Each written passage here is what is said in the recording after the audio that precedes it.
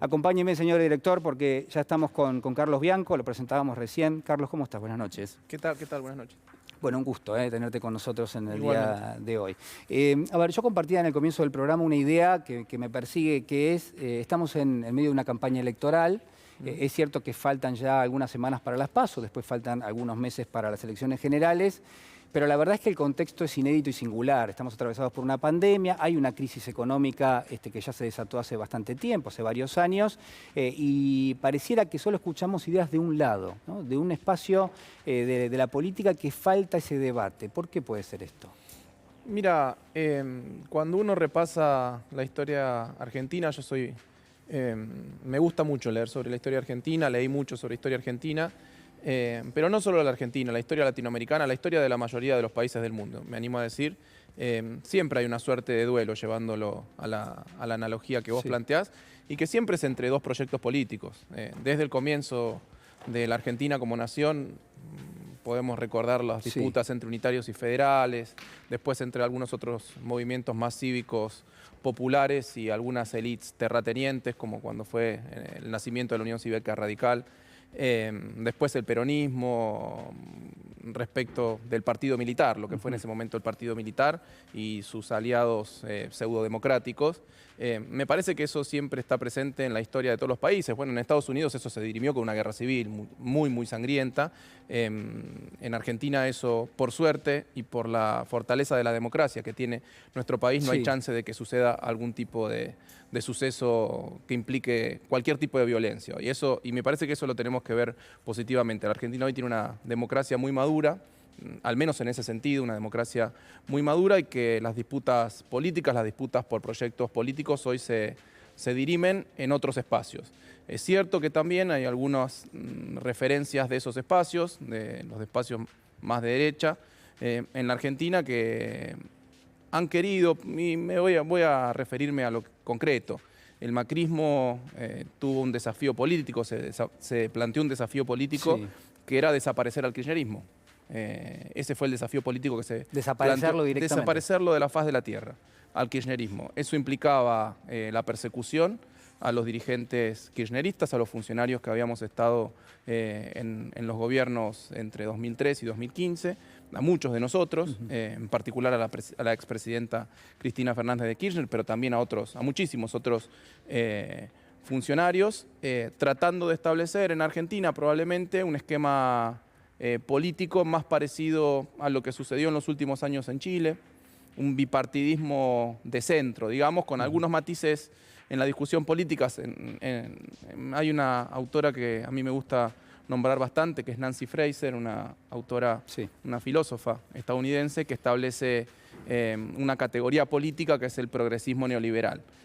Me parece que el objetivo para la Argentina del macrismo era ese, desaparecer al kirchnerismo y establecer un bipartidismo en donde había una derecha que ellos representaban y una centroizquierda, llamale vos, pero con reivindicaciones solamente de carácter político. Las políticas económicas en los dos casos deberían ser similares, neoliberales, y se discutía en el margen algunas cuestiones como la interrupción voluntaria del embarazo, como la legalización de las drogas, etc. Ese es un poco el modelo europeo, el modelo que en algún sentido estuvo vigente muchos años en los Estados Unidos y que, por ejemplo, en Chile ha estado vigente. Eso no le salió, no sucedió. Con el macrismo no pudo correr del escenario político al kirchnerismo por una simple razón, porque es el movimiento político, el kirchnerismo, el peronismo, el movimiento político que en los últimos años, en los últimos 20 años ha demostrado que tiene la capacidad de transformación social y política de la Argentina, más allá de las dificultades que hemos tenido, y por eso el pueblo, luego de ese fracaso que ha tenido, no es que el pueblo se haya equivocado, yo considero que el pueblo nunca se equivoca. Al pueblo argentino lo estafó el macrismo, porque, como dijo en su momento Menem, si yo decía lo que iba a hacer no me votaba nadie. Si uno recuerda un poquito la campaña de Macri, la campaña de Vidal, más allá de las operaciones de prensa, las operaciones mediáticas, como aquella cuestión de la famosa Morsa, que era una historia absolutamente inventada respecto de nuestro candidato en su momento a gobernador, más allá de esas cuestiones puntuales, concretas, y particulares, se trató todo el tiempo de dejar de lado la discusión, una discusión de proyectos políticos, de modelos de país, de modelos de desarrollo de nuestro país, tratando de, bueno, eso, de correr del escenario político a la fuerza que representa las mejores conquistas que hemos tenido en los últimos años en términos económicos y en términos sociales. Hoy hubo un plenario del Frente de Todos, seguramente ustedes han visto algunas imágenes. Es muy interesante porque allí se ponen en juego muchas de las ideas constitutivas del Frente de Todos como coalición, pero al mismo tiempo muy reconocibles hacia atrás, ¿no? Sobre todo en la historia del kirchnerismo. A ver, vamos a ir compartiendo alguna definición, en este caso de la vicepresidenta Cristina Fernández de Kirchner, y lo analizamos. Cada argentino y cada argentina tiene que saber que para recuperar la vida que quiere y que queremos, tenemos que tener sentados en la Casa Rosada y en cada una de las cámaras del Poder Legislativo hombres y mujeres que estén dispuestos a soportar las más grandes presiones y ataques que sufren cada uno y cada una de las que queremos que la vida de la gente sea mejor, mucho mejor. No es gratis para nadie, pero les puedo asegurar que para aquellos dirigentes que pusimos todo, poco o mucho, lo que sabíamos y podíamos dar, nos cobraron muy caro. Bueno, la verdad me tocó mucho lo que fue, creo, uno de los epicentros de esto. Carlos, vos estuviste allí, que es hablarle a la sociedad y decirle, miren, acá, por más que se discuta cualquier cosa, ahí, esta elección tiene que ver con dos modelos de país directamente. Sí, efectivamente. Uno es un modelo que nosotros lo planteamos muy claramente todo el tiempo. Desde hace muchísimos años es lo que se hizo durante los 3 mandatos del kirchnerismo y es lo que nosotros estamos intentando volver a hacer ahora en un contexto muy complejo como fue el de la pandemia. Es un modelo de la industrialización en un sentido amplio, no solamente de las no me refiero solamente a las industrias manufactureras, sino a todo tipo de sector que genera y produce valor agregado en la producción en la Argentina, que genera empleo genuino, empleo formal, empleo bien pago, y que como programa de transición, me animo a decir, para aquellas personas que están excluidas hoy del sistema económico, que son muchísimas, en la Argentina obviamente tiene que haber una protección muy fuerte del Estado, un Estado muy presente, un Estado solidario con su pueblo, repito, como programa de transición hacia un futuro más próspero, pero que tiene que ver con el modelo histórico del peronismo, generar empleo, porque esto es algo que se dice muy frecuentemente, pero no deja de ser absolutamente cierto. El trabajo es el gran ordenador de la vida de las personas y de la vida de las familias y de la vida de una nación. Nosotros tenemos que lograr desarrollar ese eje ordenador que es la producción y el empleo. Para eso estamos, lamentablemente, muchos, lo hablo por el gobierno de la provincia de Buenos Aires puntualmente, muchos de los proyectos, de los planes, de los programas, de las herramientas, de los instrumentos que nosotros teníamos previstos para darle una impronta mucho más productivista a la provincia de Buenos Aires, tuvieron que ser por lo menos temporalmente aplazados justamente por la llegada de la pandemia. El modelo que está enfrente es un modelo de valorización financiera, como lo han caracterizado muchos académicos, muchos autores, muchos economistas, y que tiene que ver con la primarización de la actividad económica, con que solamente una porción de la población pueda disfrutar de los frutos del crecimiento económico, si es que se consigue algún tipo de crecimiento económico, que está más vinculado más allá de esos sectores primarios, esos sectores productivos internacionalmente competitivos, vinculados a las riquezas naturales que tiene la Argentina, acompañado de sectores vinculados a los servicios, sobre todo servicios financieros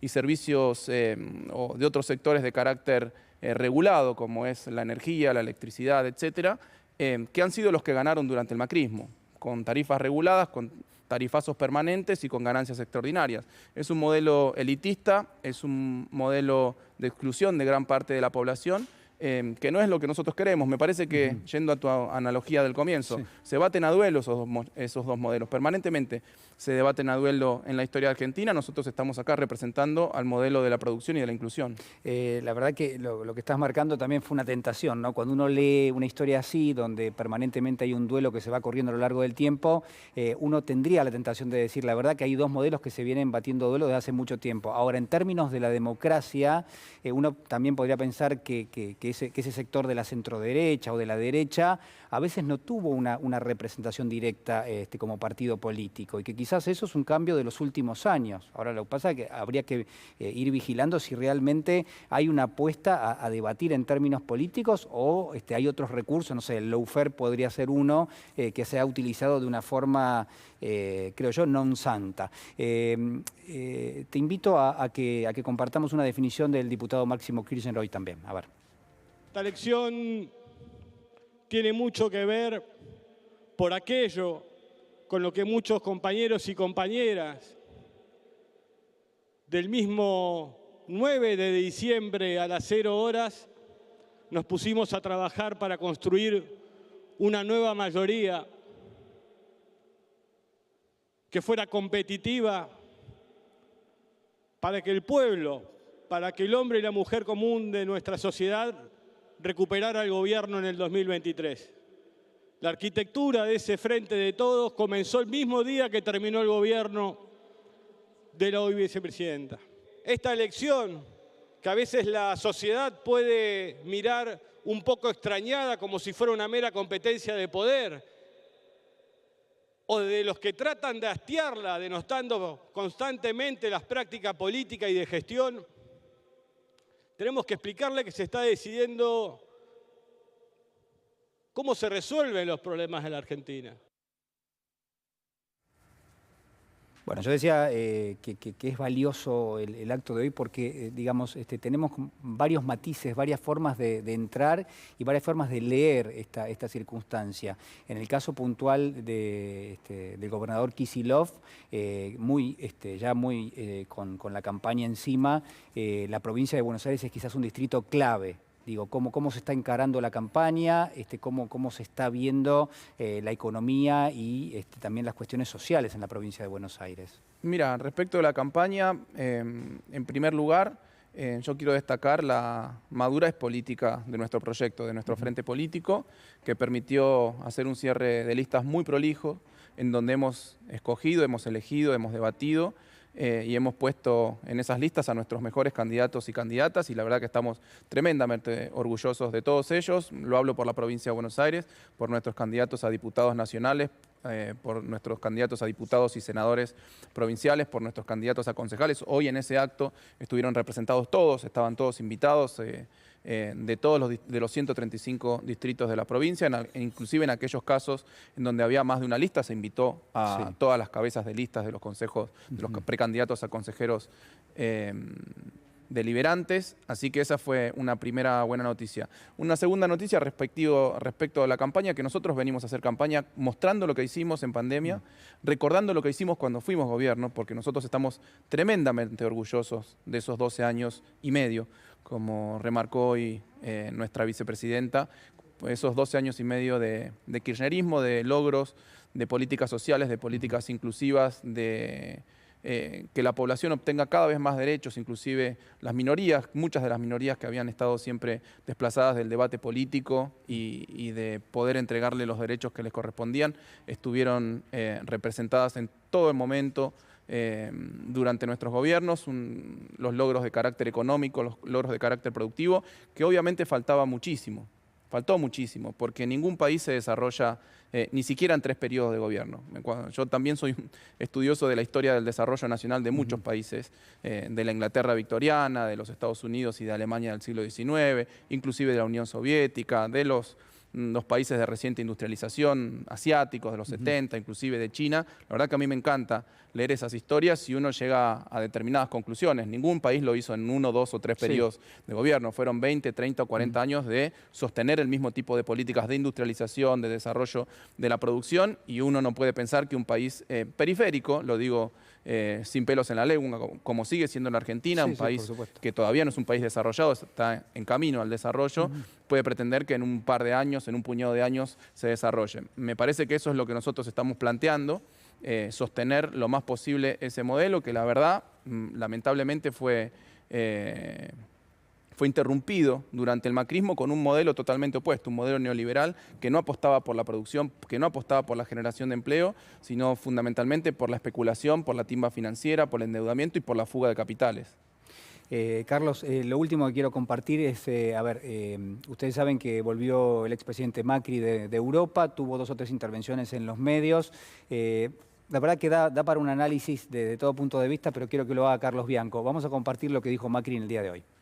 La angustia que hay con la inflación, que a pesar de todos los controles y de tarifas congeladas no para y ataca mucho más a los que menos tienen, porque lo que sí aumenta todos los meses son los alimentos. Entonces digo, toda esta desesperanza, lo que no nos tiene que llevar a perder de vista es que hay una oportunidad y que este dolor que estamos viviendo trae un aprendizaje de confirmar que no hay camino con el populismo. Es mentira el asado, es la mentira de la heladera llena. Lo que hay que es apostar a nuestra capacidad de trabajar, a que nos dejen trabajar, no un Estado que te aplasta con regulaciones y te crea un impuesto por mes. Carlos.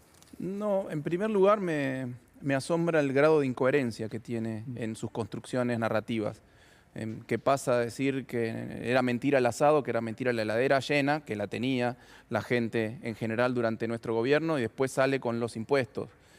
Si había muchos impuestos no hubiese alcanzado para llenar la heladera o para comprar el asado. Por eso son incoherentes las cosas que dice en general el expresidente Macri, pero más en general, que nos tilda de populismo, de que no hay un camino con el populismo, con el kirchnerismo, con el peronismo. A mí me parece todo lo contrario. Quedó muy claro que el camino no estuvo cuando nos abrimos estúpidamente a las importaciones de otros países y se fueron desapareciendo miles de pymes, miles de comercios en la República Argentina, que no había futuro cuando se dedicaron a endeudar el país con los mercados durante 2 años y cuando los mercados se dieron cuenta que no íbamos a poder hacer frente al pago de los intereses y del capital de la deuda, tuvo que saltar a pedir un préstamo con el FMI, que él mismo había dicho que no iba a tomar un préstamo con el FMI. Me parece que ese es el rumbo de colisión que tenía y que tuvo además, porque nuestro país colisionó económicamente durante el macrismo, y una perlita respecto de lo que está denunciando,